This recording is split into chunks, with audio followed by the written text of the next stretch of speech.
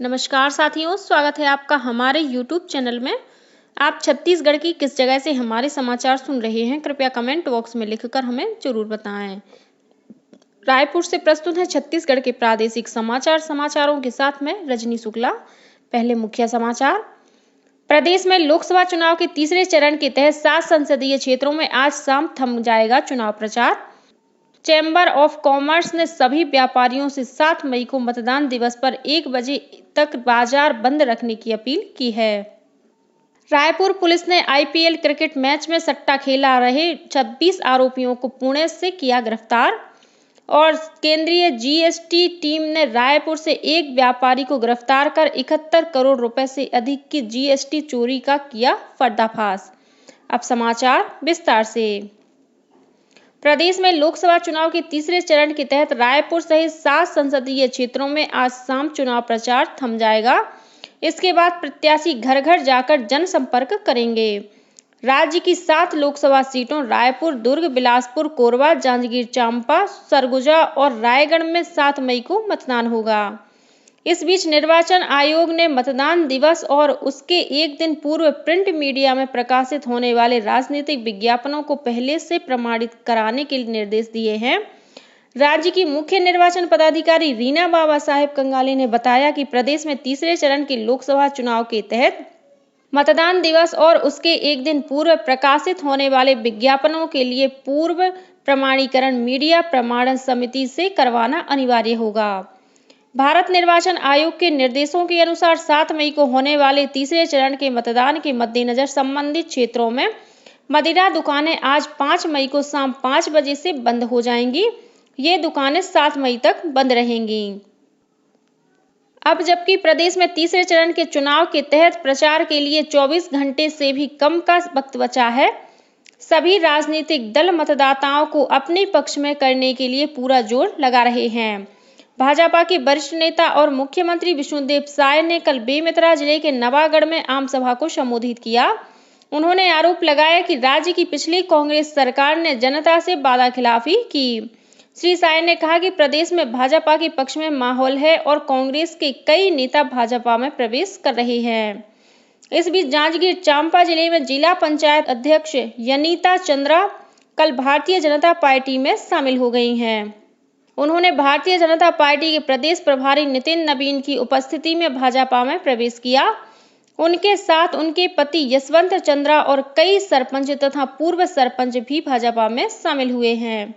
दूसरी ओर अखिल भारतीय कांग्रेस कमेटी के प्रवक्ता आलोक शर्मा ने कहा है कि भाजपा के शासन में छत्तीसगढ़ में नक्सलवाद और अपराध बढ़ा है।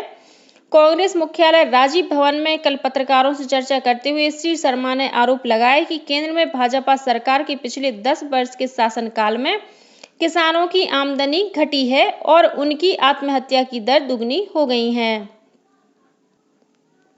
रायपुर पुलिस ने आईपीएल क्रिकेट मैच में सट्टा खिला रहे 26 आरोपियों को पुणे से गिरफ्तार किया है। रायपुर के वरिष्ठ पुलिस अधीक्षक संतोष कुमार सिंह ने कल एक पत्रकार वार्ता में बताया कि पकड़े गए आरोपी छत्तीसगढ़, मध्य प्रदेश और उत्तर प्रदेश के निवासी हैं। ये सभी आरोपी पुणे से महादेव और अन्ना रेड्डी ऐप के जरिए सट्टा खिला रहे थे। उनके पास से 11 laptop, 98 mobile, 30 passbook, 9 chequebook, 81 ATM card और 50 सिम कार्ड बरामद किए गए हैं, जिसकी कीमत करीब 25 लाख रुपए बताई गई है।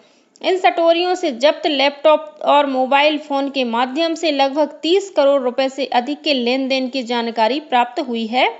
रायपुर पुलिस को इन आरोपियों को पकड़ने के लिए काफी मशक्कत करनी पड़ी। यहां तक कि अपना हुलिया बदलकर सब्जी, दूध और लॉन्ड्री वाला भी बनना पड़ा। पुलिस लगातार उनके ठिकानों पर नजर रखी हुई थी। पुलिस ने इन आरोपियों को पुणे के 2 अलग अलग ठिकानों पर छापा मारकर गिरफ्तार किया है। केंद्रीय जीएसटी टीम ने रायपुर से एक व्यापारी को गिरफ्तार कर 71 करोड़ रुपए से अधिक की जीएसटी चोरी का पर्दाफाश किया है। आधिकारिक जानकारी के अनुसार सीजीएसटी की टीम ने सर्वेश कुमार पांडेय को कल रायपुर से गिरफ्तार किया। इसके बाद उसे अदालत में पेश किया गया, जहां से आरोपी को न्यायिक रिमांड पर भेज दिया गया है। आरोप है कि सर्वेश कुमार पांडे विभिन्न नामों से रायपुर में 4 फर्म चलाता था और इससे जीएसटी से बचने के लिए पूर्व में गिरफ्तार हेमंत कसेरा से करोड़ों रुपए के फर्जी बिल खरीदे थे। हेमंत कसेरा को सीजीएसटी की टीम ने पिछले महीने गिरफ्तार किया था। इसे फर्जी चालान और फर्जी इनपुट टैक्स क्रेडिट मुहैया कराने के रैकेट का मास्टरमाइंड बताया जाता है। राष्ट्रीय परीक्षा एजेंसी एनटीए द्वारा आज राष्ट्रीय पात्रता सह प्रवेश परीक्षा नीट का आयोजन किया जाएगा। इस परीक्षा के माध्यम से पूरे भारत में चिकित्सा संस्थानों में एमबीबीएस और बीडीएस पाठ्यक्रमों में प्रवेश प्राप्त किया जा सकता है। देश भर के 14 राज्यों के 57 शहरों में विभिन्न परीक्षा केंद्रों पर यह परीक्षा आयोजित होगी, जिसमें 24 लाख से ज्यादा परीक्षार्थी भाग लेंगे। यह परीक्षा दोपहर 2 बजे से शाम 5:20 तक चलेगी। एनटीए ने परीक्षार्थियों से कहा है कि वे अपने प्रवेश पत्र डाउनलोड करके साथ लेकर आएं। प्रवेश पत्र में परीक्षार्थी की फोटो, हस्ताक्षर और रोल नंबर बारकोड होना अनिवार्य है। छत्तीसगढ़ चैम्बर ऑफ कॉमर्स ने आगामी 7 मई को मतदान दिवस पर 1 बजे तक बाजार बंद रखने का निर्णय लिया है।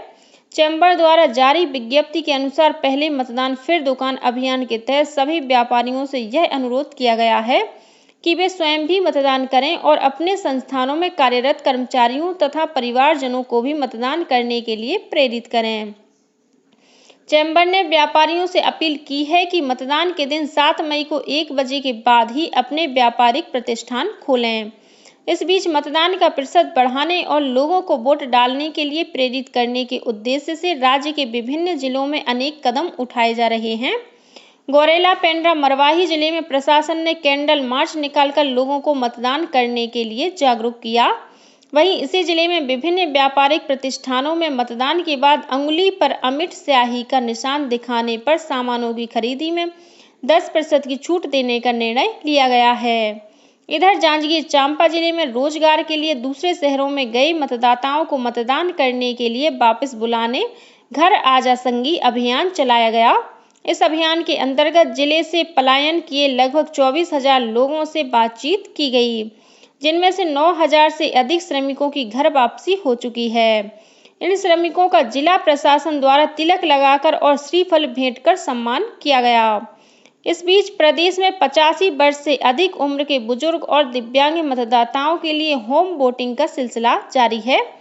विभिन्न जिलों में मतदान दल बुजुर्ग और दिव्यांग मतदाताओं के घर पहुंचकर मतदान करा रहे हैं।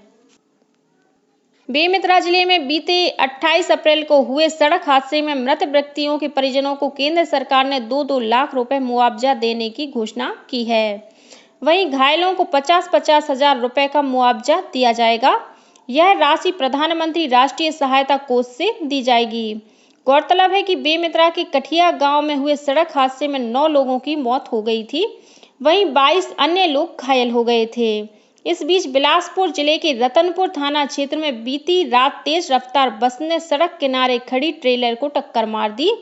इस हादसे में बस में सवार 15 यात्री घायल हो गए, जिन्हें इलाज के लिए रतनपुर के सामुदायिक स्वास्थ्य केंद्र में भर्ती कराया गया है। घायलों में 7 की स्थिति गंभीर बताई जा रही है। इन्हें बिलासपुर रेफर कर दिया गया है। यह बस अंबिकापुर से रायपुर आ रही थी। मुख्यमंत्री विष्णुदेव साय से कल शाम अनेक देशों के राजनयिकों ने मुख्यमंत्री निवास में मुलाकात की। इनमें नेपाल, बांग्लादेश, मॉरिशस और रूस के राजनयिक शामिल हैं।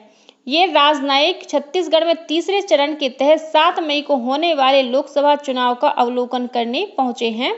इन सभी आगंतुकों का मुख्यमंत्री ने स्वागत किया और उनसे चुनाव के अनुभव के बारे में चर्चा की।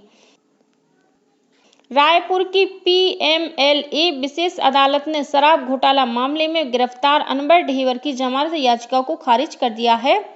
इसके अलावा अदालत ने इसी मामले में गिरफ्तार पूर्व आईएएस अधिकारी अनिल टूटेजा की ईडी रिमांड अवधि को 2 दिन यानी 6 मई तक बढ़ा दिया है। इसके अलावा कस्टम मिलिंग घोटाला मामले में गिरफ्तार मार्कफेड के पूर्व अधिकारी मनोज सोनी को भी कल ईडी ने अदालत में पेश किया, जहां से उसकी रिमांड अवधि 7 दिन के लिए बढ़ा दी गई है। और अब पेश है मौसम का हाल। राज्य में अधिकतम तापमान में बढ़ोतरी का दौर बने रहने की संभावना है। मौसम विभाग के अनुसार छत्तीसगढ़ के मध्य भाग के कुछ इलाकों में अगले 3 दिनों के दौरान अधिकतम तापमान 44 डिग्री के आसपास पहुंच सकता है। हालांकि बस्तर संभाग के जिलों में अगले 3 दिनों के दौरान अधिकतम तापमान में कुछ गिरावट आ सकती है। और अब कुछ अन्य खबरें संक्षेप में। सीबीएसई द्वारा आयोजित 10वीं और 12वीं बोर्ड परीक्षा के परिणाम 20 मई के बाद जारी किए जाएंगे। रायपुर में आओ जाने अपना बूथ अभियान की शुरुआत आज से होगी।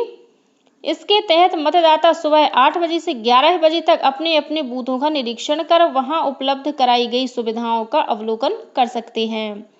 बालोद जिले के काड़े गांव में तेंदुपत्ता तोड़ने जंगल गए एक व्यक्ति पर भालू ने हमला कर उसे बुरी तरह से घायल कर दिया। घायल व्यक्ति का इलाज अस्पताल में चल रहा है। सारंगढ़ बिलाईगढ़ जिले के धान संग्रहण केंद्र के पीछे भीषण आग लग गई। फायर ब्रिगेड की टीम आग पर काबू पाने का प्रयास कर रही है। और हरियाणा में आयोजित 67वीं राष्ट्रीय शालेय क्रीड़ा प्रतियोगिता में छत्तीसगढ़ की बालिका टीम ने नेटबॉल में कांस्य पदक जीता है। इस टीम में मुंगेली जिले के मदकू स्कूल के विद्यार्थी भी शामिल थे। इसी के साथ छत्तीसगढ़ के समाचारों का ये बुलेटिन समाप्त हुआ। नमस्कार।